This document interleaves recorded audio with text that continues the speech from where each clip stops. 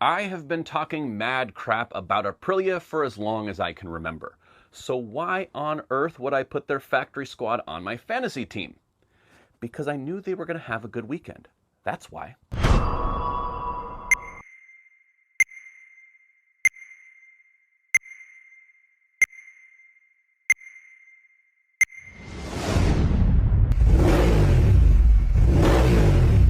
Welcome back to another edition of I Told You So Tuesday, where I go over my pre-race predictions for the MotoGP weekend, as referenced by my MotoGP fantasy team.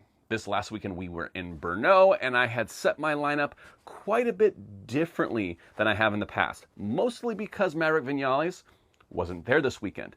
I'd put him in my B team on my second tier riders, and I couldn't use him because he's out with injury. So what was I going to do? So I'm going to start with the B team riders. This weekend I was looking at who was going to be strong, and I really thought the grip that was being talked about at Brno meant Fabio Quartararo was going to do very, very well in qualifying and also have a decent position during the race. I'm not expecting Fabio Quartararo to win races, but for the money you have to spend on him to get him on your fantasy team, I felt like he would pull a few points for me, and I absolutely told you so. He put himself on the front row yet again, fighting for pole position. The Yamaha has figured out the single hot lap. It's going to be there anytime the track gives a grippy surface. The Yamaha is going to be on the front row, maybe the front two rows, but I'm telling you, this guy's going to get more pole positions, more front rows when the grip is there, like it was in Brno. I absolutely told you so. And in the race, he kind of did what I expected him to do, kind of fall into the mid-pack. I did not expect for him to finish on the podium. That's why he wasn't one of my top tier riders. That's why he's kind of the silver tier riders you get half points for. But I thought it was pretty good decision overall. My second I told you so for the weekend was Marco Bezzecchi. I kept him in the B team for my fantasy team, and he yet again delivered on the Aprilia. This Aprilia is starting to show signs that everyone else has been thinking it's been showing for years. I've said for years the Aprilia is good at maybe 2-3 tracks, Assen, Silverstone, and Barcelona, and that's basically it. Well, Marco Bezzecchi is starting to make me eat my hat a little bit. But I don't have to eat it very much because I do have enough faith in him to put him on that second tier for my fantasy team. Marco Bezzecchi getting on the podium, giving me a heap of points, good in qualifying, good in the race. What a first lap in the Grand Prix. Going around the outside of Quartararo, then picking off Marquez and Pecco Bagnaia to run at the front.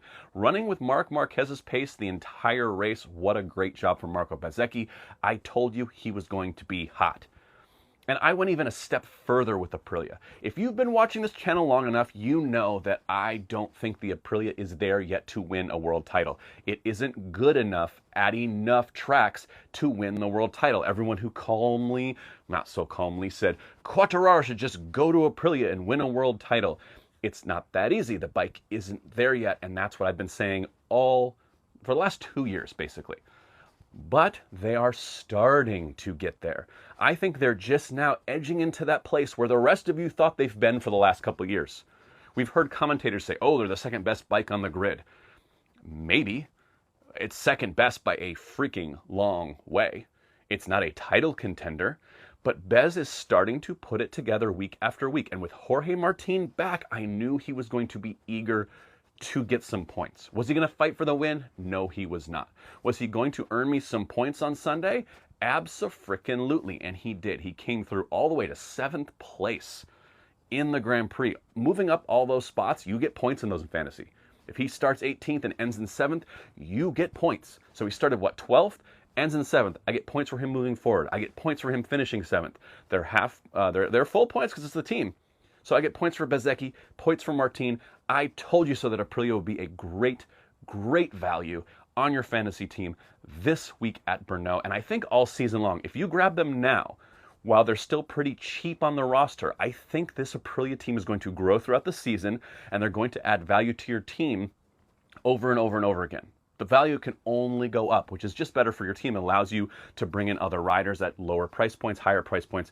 It's a win-win to pick them up now. I'm telling you, go do it if you don't have them on your fantasy team. It is well worth it. It paid off this week for me. The only team I think that performed better this weekend was factory Ducati, which I already have Ducati as my constructor. I already have Marc Marquez. I can't afford to put the Lenovo team on my team for what I have going on. It's just not an option. Aprilia was the best option for me. Now, my biggest, fattest I told you so, which maybe is just a no-brainer at this point, was that Marc Marquez was going to yet again do the double. Now, he qualified well on the front row. We get points there. He wins the sprint. We get points there. He wins the Grand Prix. We get major points there. But in addition to that, I used my boost this week on Marc Marquez, doubled down on his double, if that makes sense, which means I got a whole heap of points from Marc Marquez. Now, between the move with Marc Marquez, Aprilia, Bezzecchi, and Quartararo, it put me into 4th place in my fantasy league. And for the US, I'm up into like the top 400 now, out of like 4,000. So I'm in the top 10% now over there. Not too shabby for not really knowing what I'm doing, eh? Okay, so let's move on to the not so I told you so part of the program. And the big one being Alex Marquez, my second top tier gold rider, who I'm very much counting on to bring me points every weekend, and most weekends he has done that. But I have to say most, because every once in a while Alex Marquez pulls an Alex, does something inexplicable that takes him out of the running for a race. Whether it's the start in the sprint where he spun the wheel up on the grid, whether it's the boneheaded move, and yes, it was a boneheaded move. Joan Mir had every right to be upset with him for wiping him out. The boneheaded move in the Grand Prix on Sunday, taking him out, taking Joan Mir out. Alex Marquez, I think, scores 3 points just for grid position this week, and that is it. That is all I got from him. I told you so, not at all. I needed Alex Marquez to score me some points this weekend. I wanted to see him finish on the podium. But he did not do that for me. We get nothing for having Alex Marquez on our team. Otherwise, a really, really solid week. If Alex would have performed this week, I would have been one of the top 1 or 2% in the fantasy realm at all. I had picked almost everything else pretty darn well, and Alex Marquez really screwed me by pulling an Alex yet again. He's done it a couple times this year. This one hurt the most. The other thing I did not see coming this weekend in Brno was Pedro Acosta. I did not see this form coming at all from this dude. Double podium? Would have never predicted that for Pedro Acosta. He looked like a different rider this weekend on that circuit, on that new surface, with the grip. The KTM, he looked like Maverick has kind of looked over the past few weeks. So do I now have to look at Pedro Acosta to kind of come in here from week to week and analyze him as part of my equation with my MotoGP fantasy team? Maybe. I might need to look at him now because he was nowhere to me. I mean, at least scoring points. You're on a factory KTM ride and you're being outshined by the satellite guy. Yes, they're all on factory equipment. They're basically all on the same bike with minor adjustments made all over the place. But if Pedro wants to be the top dog at KTM or the top dog at MotoGP, you have to beat your teammates. You definitely have to beat the satellite team. And they haven't been doing that. So I did not tell you at all that I was expecting that from Pedro Acosta. Good on him. Double podium, huge, huge success for KTM going into the summer break. I think now they get to go to their home race in Austria and then hopefully build on that momentum and show the world and the MotoGP world what they're doing over there and that they actually mean business. They mean to keep Pedro Acosta, because if they don't keep making improvements, in 2026, 2027, Pedro's gone. You could see the writing on the wall already that Honda is gearing up to be in position for a big signing going into the 2027 season. They just locked down Luca Marini for 2026. Mir's there for 2026. It all looks like Zarco will be there for 2026.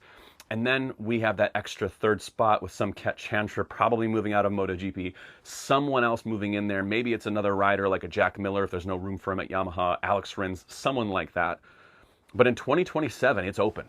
It is wide open over that Honda. And if KTM doesn't put a bike under Pedro Acosta and Honda is making progression toward the front, you better believe he's going to take a big, fat Honda contract, and they're going to be right back in business like they were in the glory days with Marquez and Stoner and Rossi and all of them.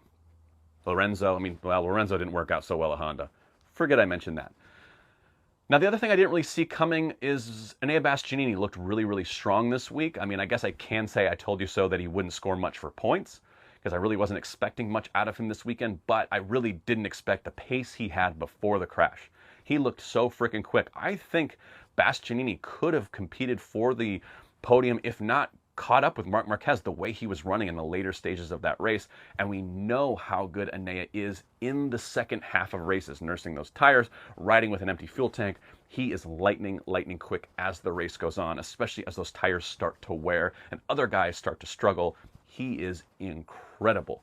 But alas, it was not to be. He threw it to the scenery. Really fast crash. I was surprised the air fence didn't pop, as well as I think the commentators were surprised we didn't get a red flag. Thank goodness I don't think anyone wanted to see a restart. But Enea, better luck next time. Maybe I'm going to look at you a little closer too. These KTMs starting to come to the front. Aprilia starting to come to the front. Yamaha starting to perform at least in qualifying. And Honda, even Joan Mir riding in the top 6 in the Grand Prix, riding pretty well before he was wiped out. Can we say that MotoGP is getting just a little bit tinier, more competitive between the manufacturers? I love this weekend that we saw 3 manufacturers on the Grand Prix podium with Ducati, Aprilia, and KTM. And we had an independent team in Parc Fermé for a while because we didn't have a winning independent team on the podium, which was awesome to see Ralph Fernandez getting rewarded for his really good finish for the Trackhouse Racing Aprilia. Are we getting a little closer to parity in MotoGP? Well, I didn't expect it at Brno, so I can't say I told you so. I did expect Pecco to be stronger. I expected De Gianantonio to be a lot stronger. What the hell happened to him this weekend? He was absolutely nowhere. I don't know if it's a case of he wasn't feeling great, the bike wasn't working for him, the track wasn't working for him. Sometimes these grippier surfaces, as much as the Yamaha needs the grip, some of these other bikes have too much grip. They start pushing the front, these guys don't have any front end feel, and then they just can't put in a good lap time. And I don't know if that was the case with Digi. It'll be interesting to hear debriefs when we come back from summer break, see what exactly happened to him, because I would have never guessed in a million years he would be that far down the grid. I think he needs to prove himself as a front runner, but I don't see him as a back marker, which was basically what he was at Brno. So there you have it. I told you so with Marc Marquez, Marco Bezzecchi, Fabio Quartararo, and the Aprilia squad with Jorge Martin coming back strong. I'm probably going to keep Aprilia on my team for a little bit, see if Jorge and Bezzecchi get some double podiums, knock a few more people, and see if I can win this fantasy league. It's not likely. I'm pretty far back. But anyway, thank you so much for joining me on I Told You So Tuesday. We're going to be doing some special podcast episodes over the break. Over the summer break, we're going to be looking at the first half of the season, and we're going to be looking at individual riders, what they should expect, how good they've done up to this point. Are they disappointed? Have they lived up to the hype? All that stuff. We're going to analyze the ins and outs of their post, present, and future upcoming, hopefully every single day during the summer break, right here on this YouTube channel. So like, follow, share, mash all the buttons, subscribe, so you get all the MotoGP you can handle. Thank you so much for watching. We'll see you next time.